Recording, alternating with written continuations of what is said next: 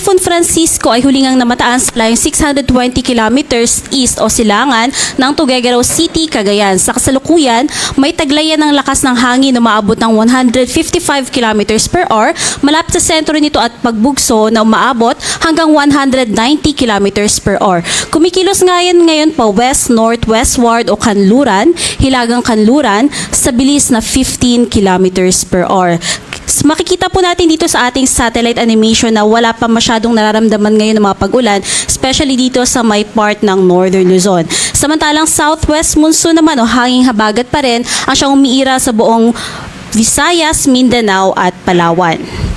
At base nga po sa nakikita po natin na latest forecast track, bukas inaasahan po natin na maaari na yung umabot 395 kilometers east o silangan ng Calayan, Cagayan. At sa nakikita po natin, bukas din po niya marireach yung kanyang peak intensity.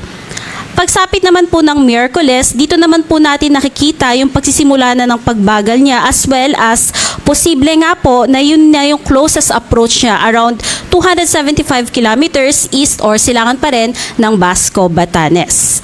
And kung i-consider po natin yung kanyang cone of probability, may posibilidad po na mas mag-westward o mas kumanluran pa yung track nito. Kaya patuloy po tayong umantabay kung may mga significant changes sa track nitong si Bagyong Francisco. Pagsapit naman po ng Thursday, nakikita po natin na magsisimula na dyan yung pagbilis po ng kanyang pagkilos habang nagre-recurve papunta sa may katimugang bahagi ng Japan. And aside from that, nakikitaan na po din natin ng unti-unti pa niyang paghina.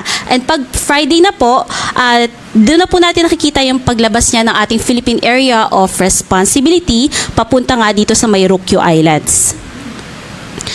Sa kasalukuyan po, nakataas pa rin yung ating wind signal number 1 sa may Batanes, northern portion ng Cagayan, kasama ang eastern portion ng Babuyan Islands. And tinatanong din po kung may ina-expect ba tayong malalakas na mga pag-ulan.